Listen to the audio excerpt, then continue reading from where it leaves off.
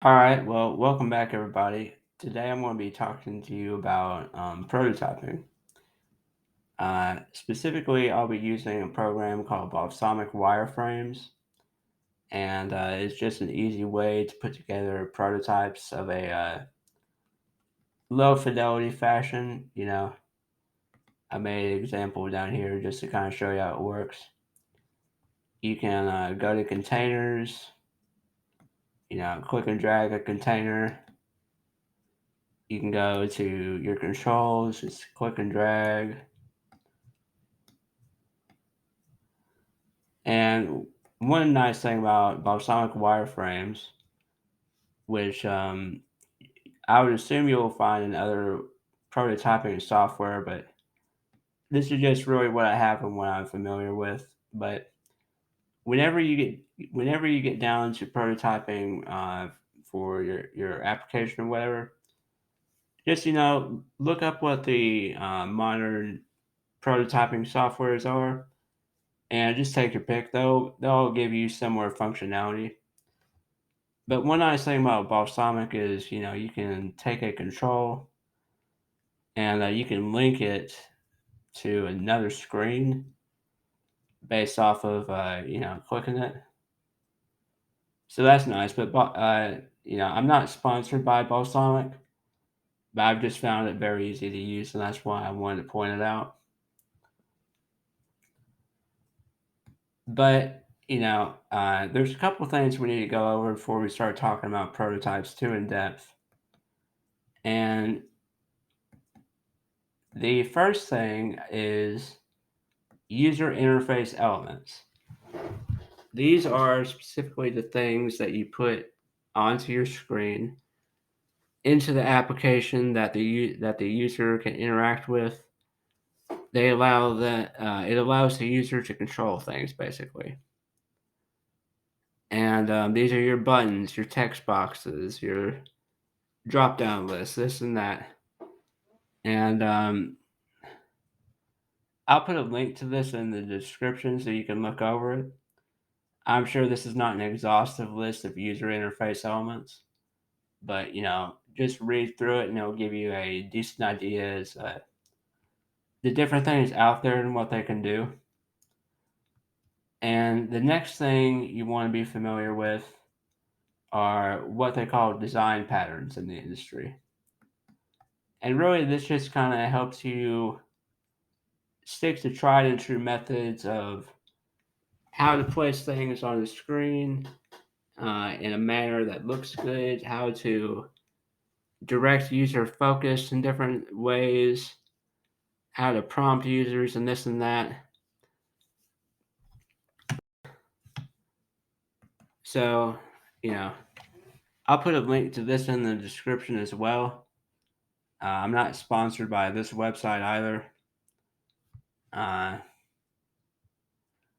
but with that being said, once you have some design patterns and some user interface elements in your mind, it just kind of broadens your toolbox for how you can create your prototype as well as your application in the end. But let's get to the prototype.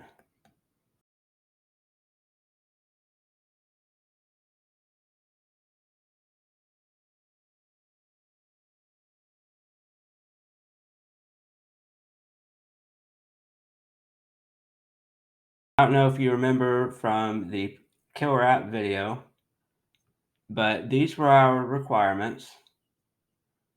We want to be able to order specialty pizzas. We want to be able to order customized pizzas. We want to be able to order pizzas for a future time or ASAP, which is basically just now. And we want to be able to have our pizzas delivered or picked up. And so this is just an idea of how things might go for your prototype. You've got your custom pizza and specialty pizzas laid out here. You click on the custom pizza. It would take you to here. You would pick your toppings, hit the set toppings button, and then you go to this screen where you could control the size, the quantity. You then hit add to order, and that's going to take you to the cart. And this shows you kind of the size and the quantity that you ordered of each pizza.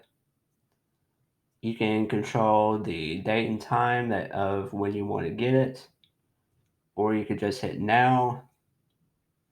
And you can also choose whether this is going to be for delivery or pickup. And this works much the same for specialty pizzas rather than custom. You go here, click a custom pizza. Looks very much the same. Add to order. Same cart screen. And another thing you want to make sure you pay attention to, especially for applications that are going to be on multiple screen sizes, is you'll want to make sure that everything fits between portrait and landscape. Portrait is a screen orientation that goes kind of up and down like this. Portrait is a screen orientation that goes side to side like this. And you just want to make sure that everything fits on the screen like it should, and that everything is still visible and usable. You may find that it's not between orientation changes. And at that point, you might want to consider breaking up the screen that you had in mind into multiple screens to kind of cut down on what is on there per screen and make it a little bit more streamlined and simple, especially because on smart devices like smartphones, you've only got so much real estate in terms of screen space to work with. Um, but that's really the only one thing you want to just make sure you keep in mind as you're designing for different smart devices like this. But there's one question left. Um, where is the payment screen? I've got cart, but there's no payment screen here. But if you go back to the requirements, that's not here. There's nothing in the requirements about taking payment. Now, in a real world pizza shop app, of course, you'd have to take payment because this is a pizza shop and not a pizza charity. But again, it's not in the requirements. And I point this out because, if you're not coding this yourself, you would likely be handing this off to a contractor or an employee and telling them to go at it. And with these list of requirements, it is possible that they would neglect to put in a payment screen for the app. And some would even say it's likely that they would neglect to because it's not in the requirements. The requirements are always what you want to stick to when you're building the app, and if it's not there, well, you don't know to do it. So you want to make sure that your requirements are clear and laid out as detailed as you can. And as you go through designing things, whether it be in Balsamiq or any other prototyping, program that you use, if you stick to tried and true design patterns and broaden your knowledge of what the user interface controls are, the available ones out there, then you'll be well on your way to designing an app that you have in mind.